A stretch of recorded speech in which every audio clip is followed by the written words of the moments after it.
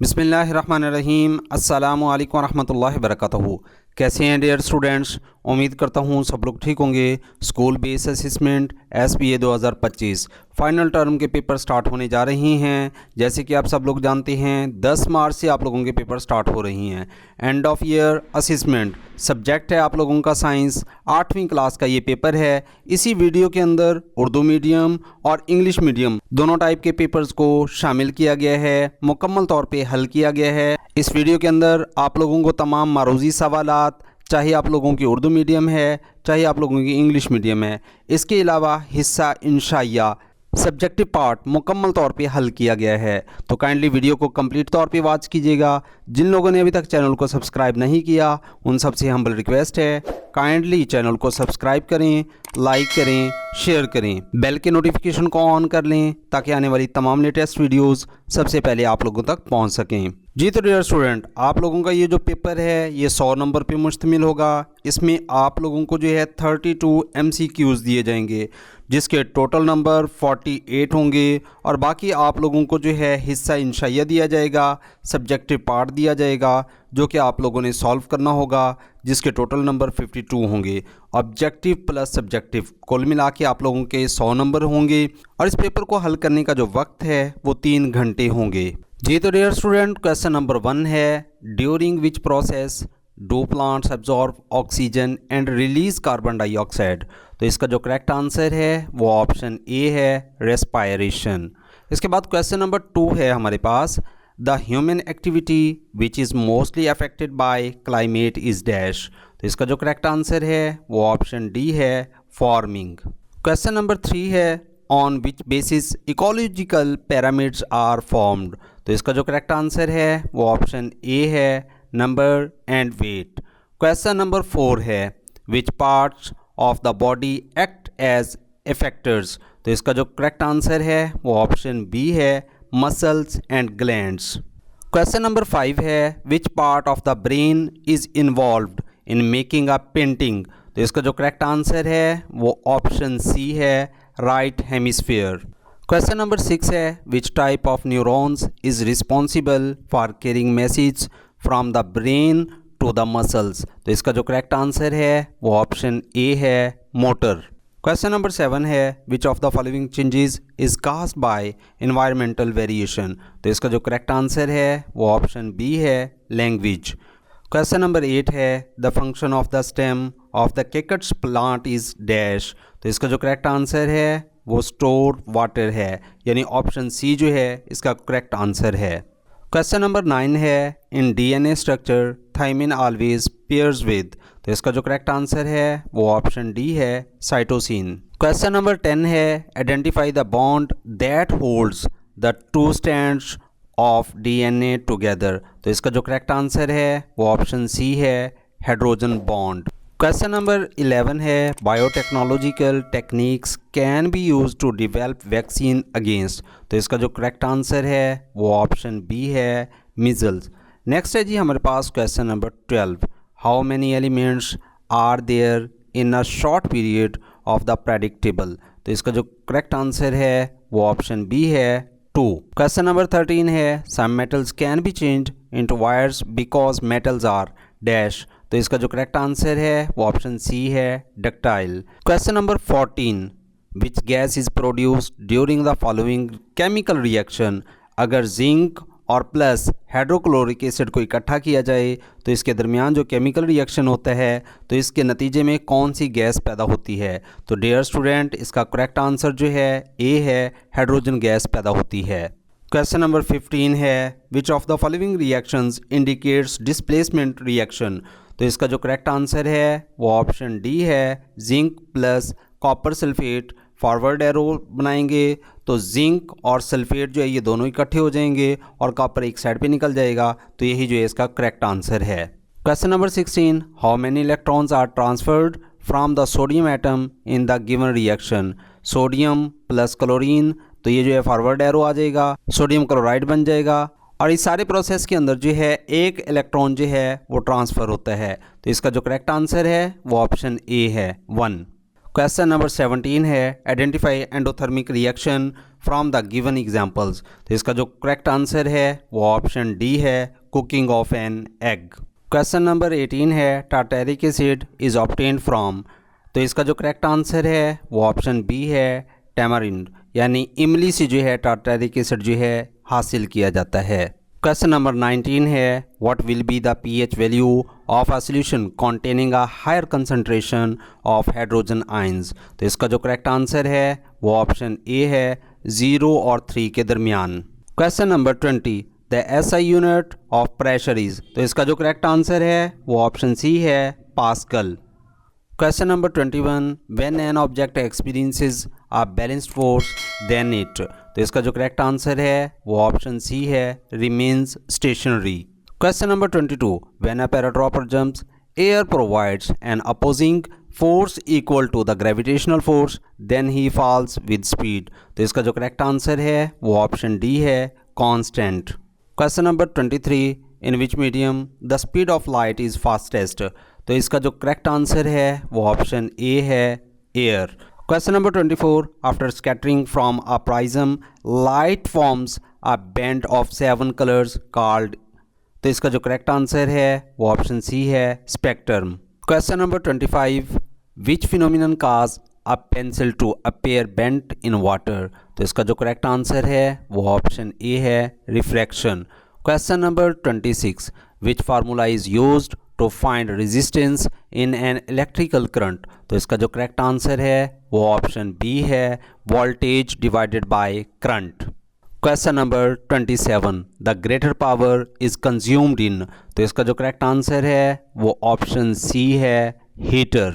Question number 28 the resistance of a copper wire in a circuit is 5 ohm and the current passing through the circuit is 7 ampere.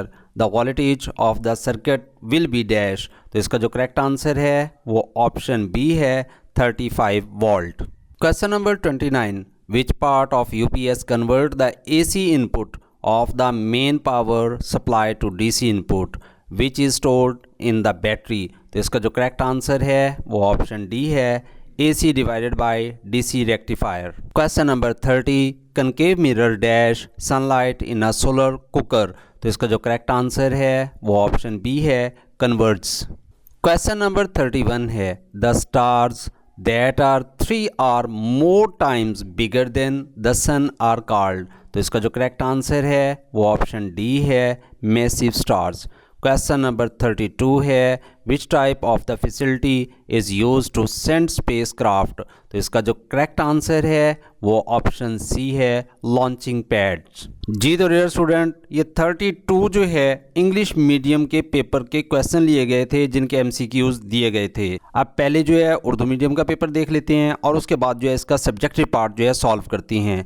तो जिन students ने अभी तक channel को subscribe नहीं किया उन सबसे हमारी रिक्वेस्ट है काइंडली चैनल को सब्सक्राइब करें, लाइक करें और अपने दोस्तों के साथ भी ज़रूर शेयर करें ताकि आने वाली लेटेस्ट वीडियोस सबसे पहले आप लोगों तक पहुंच सकें। जी तो उर्दू मीडियम स्टूडेंट्स रेडी हो जाएं। हिस्सा अव्वल मारूजी सवालात। सवाल नंबर 1 है पौधे किस अमल के दौरान ऑक्सीजन जज़ब और कार्बन डाइऑक्साइड खारिज करती हैं। तो इसका जो करेक्ट आंसर है वो ऑप्शन ए है, रेस्पायरेशन। सवाल नंबर 2 आबो हवा से सबसे ज़्यादा मुतासिर होने वाली सरगर्मी है। तो इसका जो करेक्ट आंसर है वो ऑप्शन डी है, काश्तकारी। सवाल नंबर 3 है इकोलॉजिकल पैरामिड्स किस बुनियाद पर बनते हैं। तो इसका जो करेक्ट आंसर है वो ऑप्शन ए है, तादाद और वज़न। सवाल नंबर 4 जिस्म के कौन से हिस्से इफ़ेक्टर्स के तौर पर काम करते हैं। तो इसका जो करेक्ट आंसर है वो ऑप्शन बी है, मसल्स और ग्लैंड्स। सवाल नंबर 5 पेंटिंग बनाने में दिमाग का कौन सा हिस्सा शामिल होता है।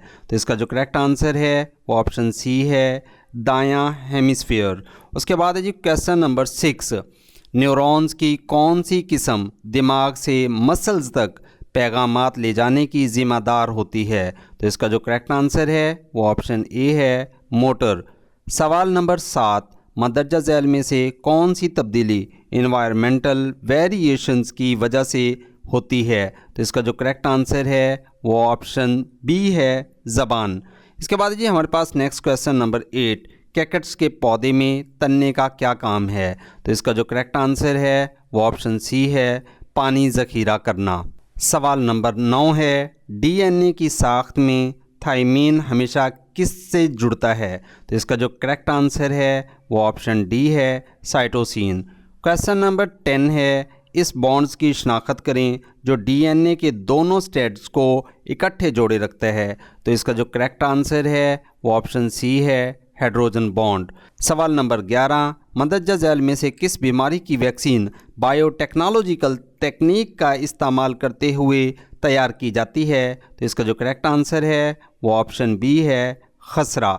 सवाल नंबर 12, पीरियोडिक टेबल के शॉर्ट पीरियड में कितने एलिमेंट्स होते हैं? तो इसका जो करेक्ट आंसर है वो ऑप्शन बी है, 2 एटम होते हैं।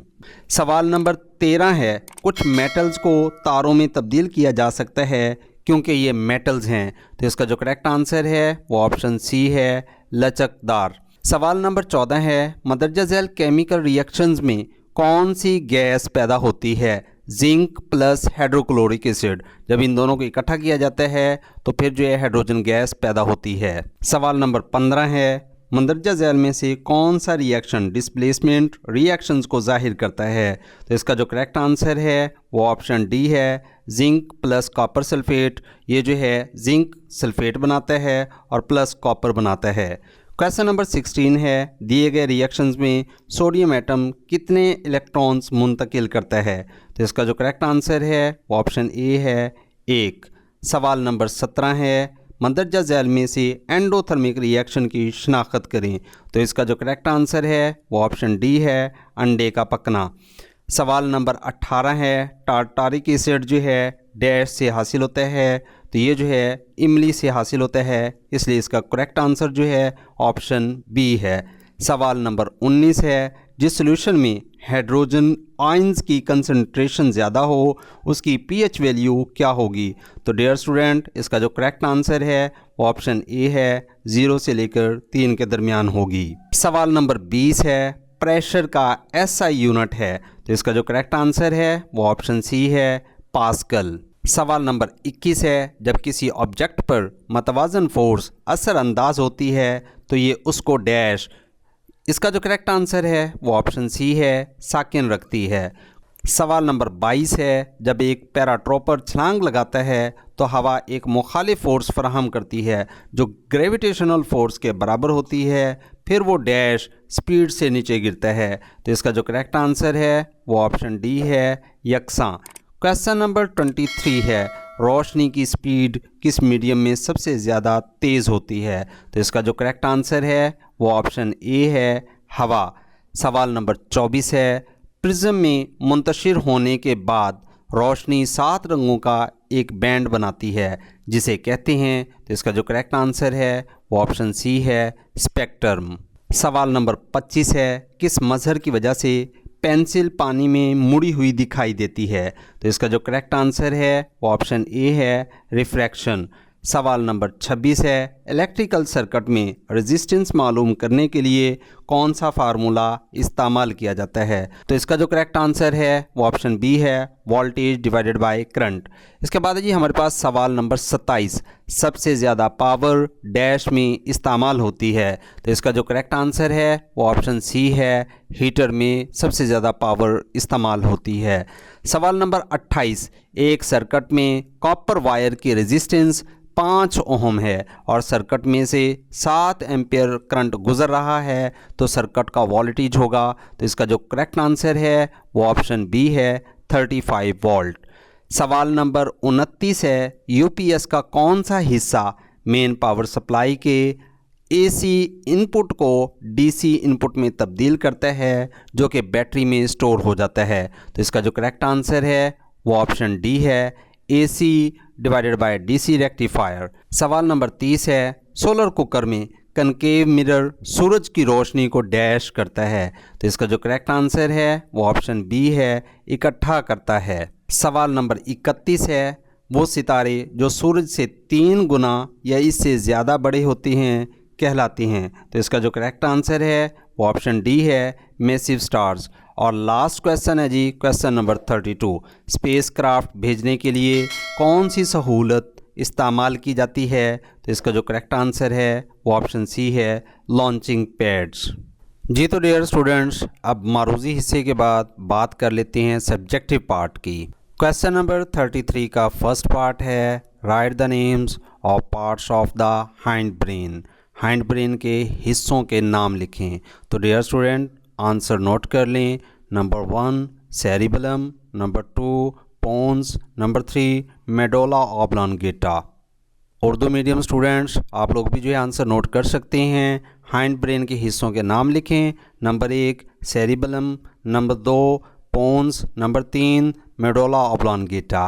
क्वेश्चन नंबर 33 का सेकंड पार्ट दे दिया गया है। वो कहता है जी write any 3 functions of the hypothalamus, कि हाइपोथैलेमस के जो है कोई से 3 अफ़आल लिखें, यानी कोई से 3 काम लिखें। तो डियर स्टूडेंट इसका आंसर नोट कर लें। It controls body temperature, it controls hunger, it controls the thirst. Urdu medium student ये जिस्म के टेम्परेचर को कंट्रोल करता है, ये भूख को कंट्रोल करता है, नंबर 3 ये प्यास को कंट्रोल करता है। क्वेश्चन नंबर 33 का थर्ड पार्ट दिया गया है जी, explain the peripheral nervous system. Peripheral nervous system की वजाहत करें। डियर स्टूडेंट इसका आंसर नोट कर लें। The peripheral nervous system consist of a network of nerves which connect all the body parts to the central nervous system. Nerves that arise from the brain are called cranial nerves and nerves that arise from the spinal cord are called spinal nerves. क्या कहते हैं कि peripheral nervous system neurons के network पर मुश्तमिल होता है जो जिस्म के तमाम हिस्सों को सेंट्रल नर्वस सिस्टम से जोड़ता है। दिमाग से निकलने वाले न्यूरॉन्स क्रीनल नर्व्स कहलाते हैं और स्पाइनल कॉर्ड से निकलने वाले न्यूरॉन्स स्पाइनल न्यूरॉन्स कहलाते हैं। क्वेश्चन नंबर 34 का फर्स्ट पार्ट है, क्या कहते हैं जी, वो कहते हैं what are the nucleotides and how many types of nucleotides are there. Nucleotides क्या हैं और इनकी कितनी अकसाम हैं। तो इसका आंसर नोट कर लें। A DNA molecule is made of 1000 small units called nucleotides. There are 4 types of nucleotides in DNA. DNA molecule हज़ारों छोटे यूनिट से मिलकर बनता है जिन्हें न्यूक्लियोटाइड्स कहते हैं। DNA में 4 किस्म के न्यूक्लियोटाइड्स होते हैं। क्वेश्चन नंबर 34 का सेकंड पार्ट है, what is gene and where is it found.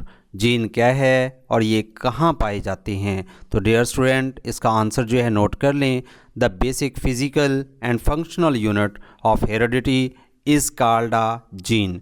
Jeans act as instructions to make molecules called protein. Genes are sections of DNA molecules and are located on chromosomes. क्या कहते हैं कि gene क्या है और ये कहाँ पाए जाते हैं। विरासत की बुनियादी जिस्मानी और फेलियाती इकाई को जीन कहा जाता है। जीन प्रोटीन मॉलिक्यूल बनाने के लिए हिदायत के तौर पर काम करती हैं। जीन डीएनए मॉलिक्यूल्स के हिस्से हैं और क्रोमोसोम्स पर वाक़ई हैं। क्वेश्चन नंबर 34 का लास्ट पार्ट है, क्या कहते हैं, वो कहते हैं जी write any 2 differences between genetic and environmental variations. Genetic और इन्वायरमेंटल वेरिएशंस के दरमियान कोई से 2 फ़र्क लिखें। तो डियर स्टूडेंट इसका आंसर नोट कर लें। डियर स्टूडेंट इसका आंसर नोट कर लें। Genetic variations, the variations which arise due to changes in the genes are called the genetic variations. Examples: skin color, blood type, eye color, tongue, rolling, etc. Environmental variations, the variations which are caused by environmental influences are called environmental variations. Examples: language, scars on the skin, etc. सवाल में क्या कहते हैं, वो कहते हैं genetic और environmental variation के दरमियान कोई से 2 फ़र्क लिखें। जेनेटिक वेरिएशंस ऐसी वेरिएशंस जो जीन में तब्दीलियों की वजह से पैदा होती हैं, जेनेटिक वेरिएशंस कहलाती हैं। मिसाल के तौर पर जिल्द की रंगत, ब्लड की किस्म यानी खून की किस्म, आँखों का रंग, ज़बान को रोल करना वगैरह। इन्वायरमेंटल वेरिएशन ऐसी वेरिएशंस जो माहौलियाती असरात की वजह से होती हैं, इन्वायरमेंटल वेरिएशंस कहलाती हैं। मिसाल के तौर पे ज़बान, जिल्द पर दाग धब्बों के निशानात वगैरह, ये जो है इन्वायरमेंटल वेरिएशंस कहलाती हैं। क्वेश्चन नंबर 35 है, फर्स्ट पार्ट है how does a covalent bond formed, covalent bond कैसे बनता है। तो डियर स्टूडेंट इसका आंसर नोट फरमा लें। A bond formed between two atoms due to the mutual sharing of electrons is called a covalent bond. क्या कहते हैं, ऐसा बॉन्ड जो दो एटम्स के दरमियान इलेक्ट्रॉन्स के बाहमी इश्तराक से बनता है कोवलेंट बॉन्ड कहलाता है। क्वेश्चन नंबर 35 का सेकंड पार्ट यहाँ पे दे दिया गया है। क्या कहते हैं, वो कहते हैं जी write any two differences between a double covalent bond and a triple covalent bond. Double covalent bond और ट्रिपल कोवलेंट बॉन्ड में कोई से दो फ़र्क लिखें। तो डियर स्टूडेंट पहले बात कर लेते हैं डबल कोवलेंट बॉन्ड की। This bond is formed by the mutual sharing of two electrons by each atom. Example oxygen molecule. अब बात कर लेते हैं ट्रिपल कोवलेंट बॉन्ड की। This bond is formed by the mutual sharing of 3 electrons by each atom. Example है nitrogen molecule. Double covalent bond, ये bond हर atom के दरमियान दो इलेक्ट्रॉन्स के बाहमी इश्तराक से बनता है, मिसाल के तौर पर oxygen molecule. Triple covalent bond, ये बॉन्ड हर एटम के दरमियान 3 इलेक्ट्रॉन्स के बाहमी इश्तराक से बनता है, नाइट्रोजन मॉलिक्यूल इसकी जो है आम मिसाल है। क्वेश्चन नंबर 35 का जो है थर्ड पार्ट दे दिया गया है। क्या कहते हैं यहाँ पे, वो कहते हैं जी draw the dot and cross structure of the following compounds. यहाँ पे उसने वाटर दिया है, इथेन दी है, हाइड्रोक्लोरिक एसिड दे दिया है। क्या कहते हैं कि मंदरजा झैल कंपाउंड के डॉट और क्रॉस स्ट्रक्चर बनाएं। तो डियर स्टूडेंट इसका आप लोग स्क्रीनशॉट ले सकते हैं। डियर स्टूडेंट पहला फार्मूला जो है उसने वाटर का दिया है। यहाँ पे ज़रा गौर कर लें कि इसके अंदर जो है ऑक्सीजन 1 है और हाइड्रोजन 2 हैं। तो इट्स मीन आप लोगों ने क्या करना है, ऑक्सीजन के साथ जो है क्रॉस के निशानात लगाएंगे और हाइड्रोजन के साथ जो है आप लोगों ने डॉटेड लगाने हैं। अब इसके बाद बात कर लेते हैं ईथेन की। तो ईथेन में ज़रा गौर करें, इसमें जो है कार्बन 1 है और हाइड्रोजन जो है 4 हैं। तो इसलिए कार्बन को आप लोग जो है मिड में रखेंगे और हाइड्रोजन को जो है चारों साइड पे आप लोग अप्लाई करेंगे। हाइड्रोजन के साथ जो है आप लोग डॉटेड और कार्बन के साथ जो है आप लोग क्रॉस का निशान लगाएंगे। अब लास्ट में बात कर लेते हैं हाइड्रोक्लोरिक एसिड की, HCl की। तो डियर स्टूडेंट हाइड्रोजन इसमें 1 है, क्लोरीन जो है सिंगल है, तो इसमें जो है हाइड्रोजन के साथ आप लोग डॉट और बाकी जो है इसके ऊपर आप लोग क्रॉस का निशान देंगे और क्लोरीन के अप डाउन और राइट साइड पे जो है आप लोग डॉटेड के निशानात लगाएंगे। क्वेश्चन नंबर 36 पार्ट 1 है। क्या कहता है इसके अंदर, what is meant by reflection. Reflection से क्या मुराद है। तो डियर स्टूडेंट इसका आंसर नोट कर लें। The bouncing back of light from a smoothy shiny surface is called reflection. हमवार चमकदार सतह से रोशनी का टकरा कर वापस पलटना रिफ्लेक्शन कहलाता है। क्वेश्चन नंबर 36 का सेकंड पार्ट जो है दिया गया है। क्या कहते हैं, write the characteristics of the image formed by a concave mirror if number 1 the object is placed beyond the principal focus, number 2 the object is very close to the concave mirror. Concave mirror से बनने वाले image की खसूसियात लिखें अगर number 1 जिस्म principal focus से दूर हो, नंबर 2 जिस्म कनकेव मिरर के बहुत करीब हो। तो डियर स्टूडेंट इनके आंसर्स नोट कर लें। If the object is beyond the principal focus the image formed is real, smaller and upside down inverted. Number 2 if the object is very close to the concave mirror the image forms behind the mirror, it is virtual, upright and bigger in size. क्या कहते हैं, अगर जिस्म principal focus से दूर पड़ा हो तो इमेज हकीकी, छोटा और उल्टा बनता है। नंबर 2 अगर जिस्म कनकेव मिरर के बहुत करीब पड़ा हो तो इमेज मिरर के पीछे बनता है, ये वर्चुअल, सीधा और साइज में बड़ा होता है। क्वेश्चन नंबर 36 का लास्ट पार्ट है। क्या कहते हैं, right any 4 uses of spherical mirror. Spherical mirrors के कोई से 4 इस्तेमालात लिखें। डियर स्टूडेंट आंसर नोट कर लें। Number 1 spherical mirrors are used as makeup mirrors.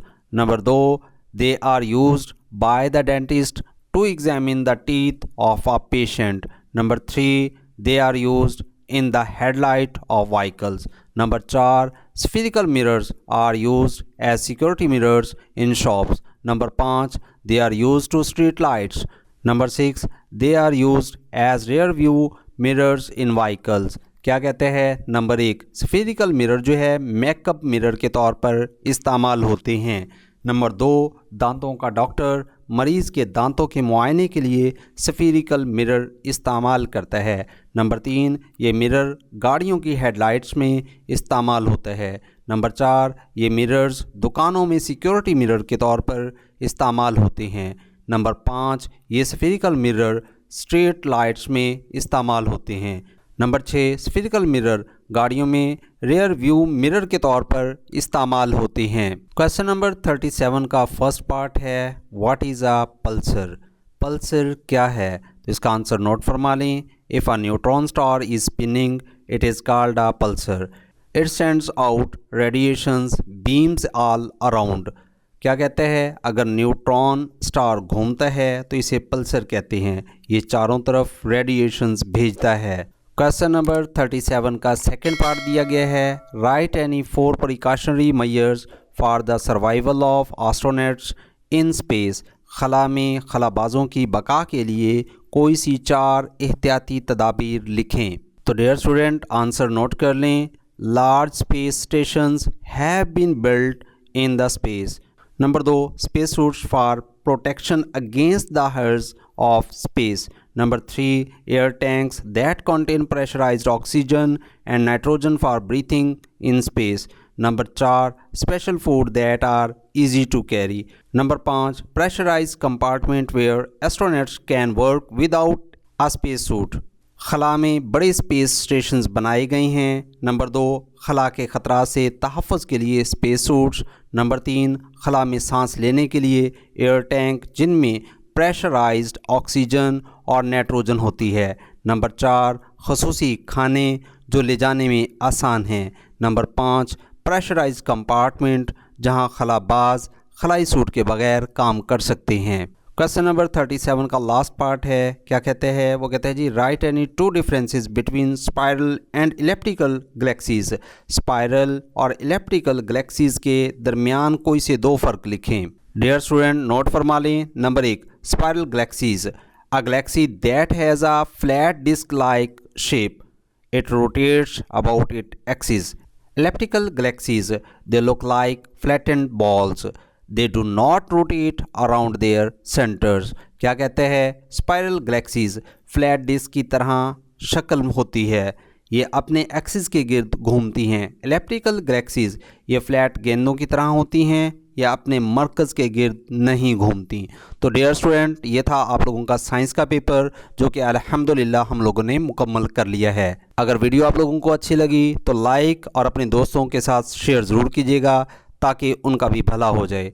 Jin students ने अभी तक चैनल को सब्सक्राइब नहीं किया उन सबसे हमारी रिक्वेस्ट है काइंडली चैनल को सब्सक्राइब करें, लाइक करें, शेयर करें। इंशाल्लाह नेक्स्ट वीडियो में होगी मुलाकात। अपना रखिए ढेर सारा ख्याल। फ़ी अमानिल्लाह।